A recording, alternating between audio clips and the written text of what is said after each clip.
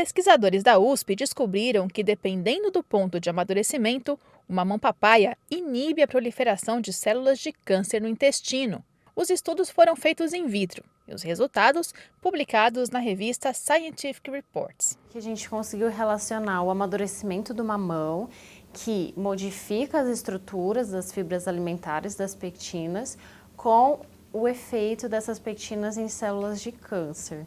A pectina ela é um tipo de fibra alimentar. Todos os frutos possuem fibras alimentares e também as pectinas, em diferentes quantidades, e a estrutura dessa pectina é diferente também, dependendo do fruto e do ponto de amadurecimento. O amadurecimento do mamão, ele se dá de uma forma muito rápida. Em um dia após o mamão ele ter sido colhido, a coloração da casca é esverdeada e a polpa ela está numa forma bastante dura. Após 3 dias dele ter sido colhido, a casca já está um pouco mais amarelada e a polpa já está mole o suficiente para nós consumirmos, como, por exemplo, com uma colher. Primeiro, nós decidimos investigar a adesão, a migração e a agregação celular porque é um mecanismo complexo das células de câncer, mas que para a gente tentar entender se esse avanço, essa migração, que é a invasividade mesmo da célula de câncer, seria interferido.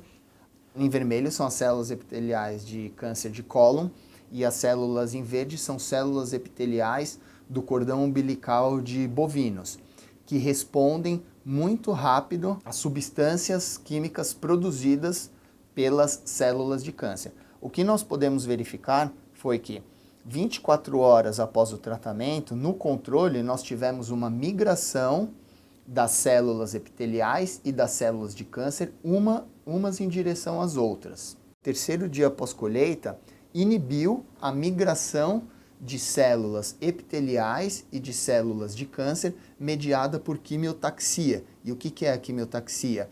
É a identificação de compostos químicos que fazem com que as células se dirijam àquele local onde está sendo produzido aqueles compostos químicos. E provavelmente isso se deu por quê?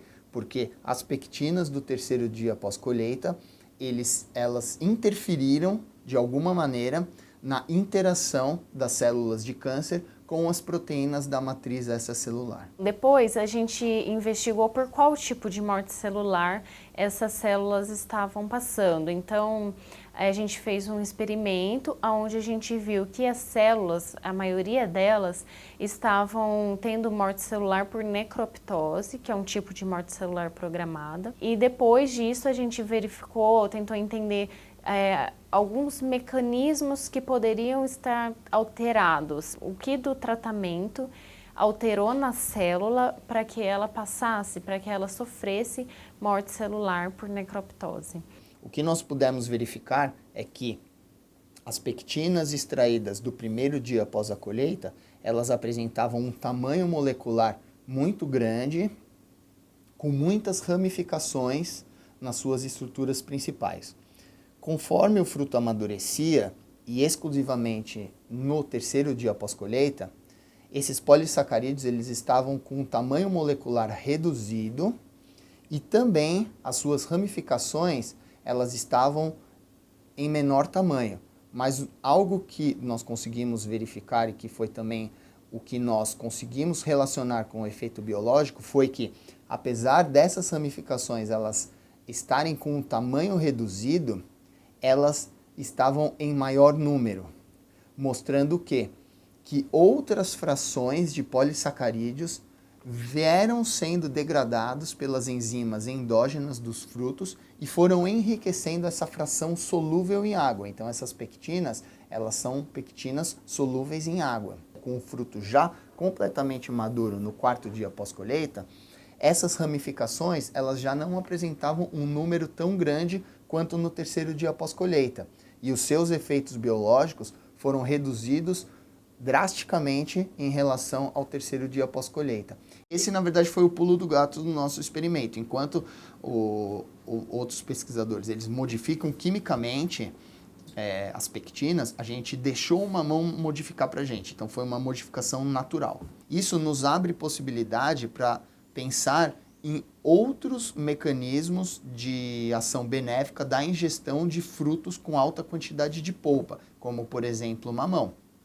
E, principalmente, monitorar esse amadurecimento dessas frutas para que se tenha o consumo ou se consiga parar o amadurecimento naquele ponto em que o efeito benéfico ele seja máximo. O problema de se trabalhar com fruto é porque a região geográfica, o tipo de clima, o tipo de solo, o tipo de adubagem, de fertilizantes utilizados podem alterar sim a qualidade e a característica dessas pectinas.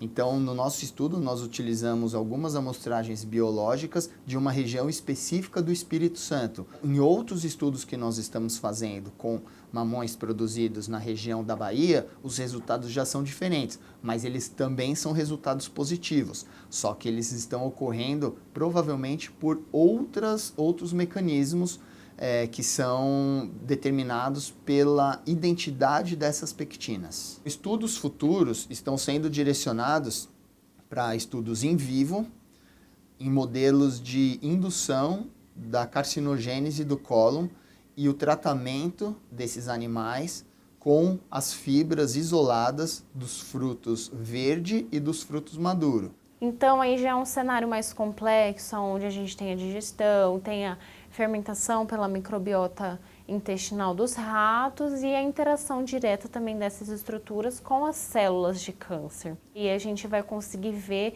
se tudo isso que a gente viu in vitro também é reprodutível no modelo in vivo.